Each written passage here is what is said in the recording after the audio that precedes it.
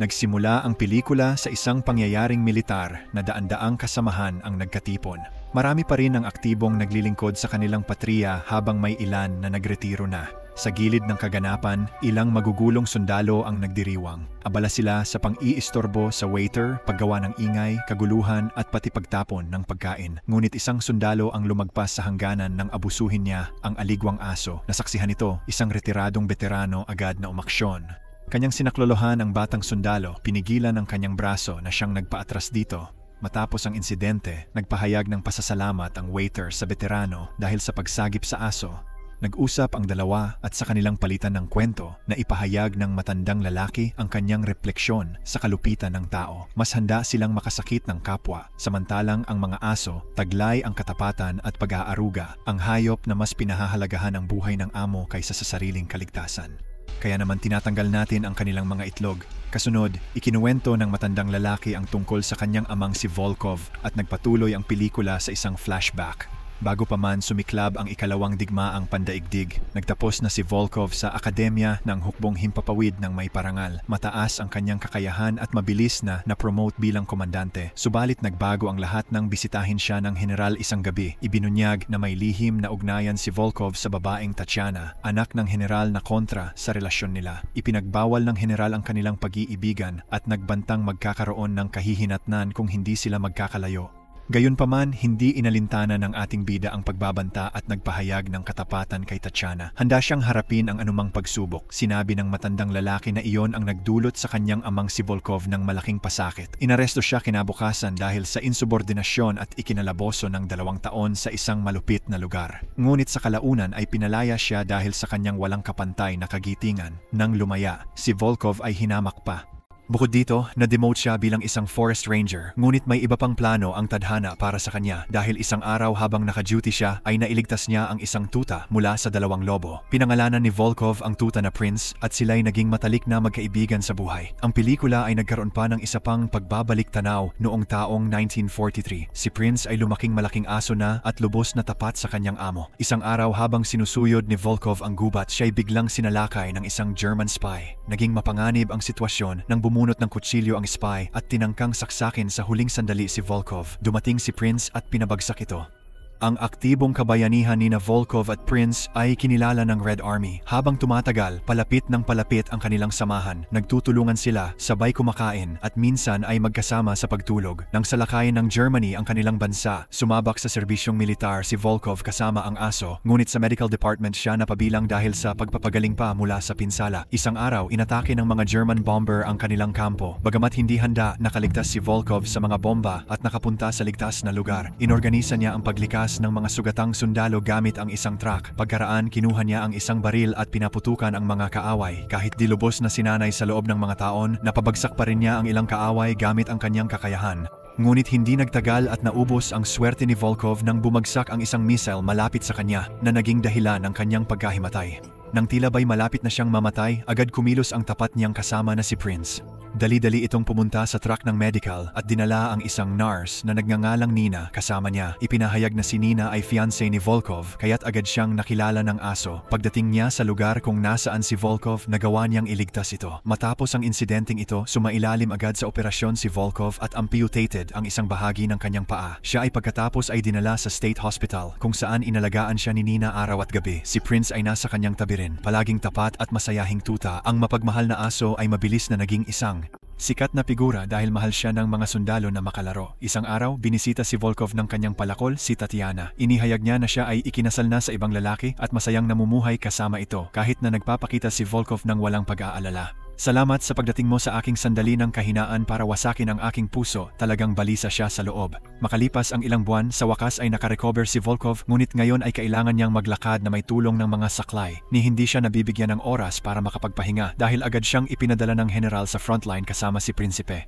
Tila mabilis ang pag-advance ng mga Aleman at ang kanilang sobrang modernong mga tangke ay nagdulot ng matinding pinsala. Kinalaunan, pinadala si Volkov sa isang kampo ng pagsasanay para sa mga aso ng militar kasama ng iba pang katulad niya. Isang araw na pag-alaman ni Volkov na nasaktan ni Tatiana ang sariling asawa. Bigo, nagmadali siyang dumalaw sa kanya at tinulungan na gamutin ang sugat. Sa kanyang ginagawa, dumating si Nina at naabutan sila sa hindi inaasahang sitwasyon. Matagal na niyang pinagdududahan ang relasyon nila at ngayon ay kumpirmado na. Pilit na pinaliwanag ni Volkov na maling akala ito, ngunit hindi siya pinansin ni Nina at nagmadaling lumisan. Sa huli, binisita ni Volkov ang ospital upang hanapin si Nina, ngunit natuklasan niyang nagboluntaryo na pala ito na ilipat sa frontline. Pinagdadalang taon niya ang kanilang anak na nagdagdag ng higit pang pagsisisi sa kanya. Sa kasunod na bahagi, dinala tayo sa isang kampo militar kung saan dadaan ang lahat ng aso sa masusing pagsasanay. Inihayag ng general na simula ngayon, pakakainin ang mga aso sa ilalim ng tangke para sanayin sila sa ingay ng makina. Ipinahayag din ang kanilang misyon, sa ilalim ng tangke ng Aleman ang mga aso ay tatakbo. Sa mga bahagi, nang marinig ito, nagprotesta ang mga nagmamay-ari dahil isa itong parang hatol ng kamatayan para sa kanilang alaga. Ngunit nagbantang paparusahan ng general kung hindi sila tatalima. Kinabukasan, mas naging masidhi ang pagsasanay na ngayon ay inatasan na ang mga aso na tumungo sa ilalim ng mga umaandar na tangke. Sinabi ni Volkov na masyadong sensitibo ang mga aso at hindi kayang magtrabaho sa ganong antas ng ingay. Nang marinig ito, kinuha ng general ang 2 tuta at inihagis sa ilalim ng tangke.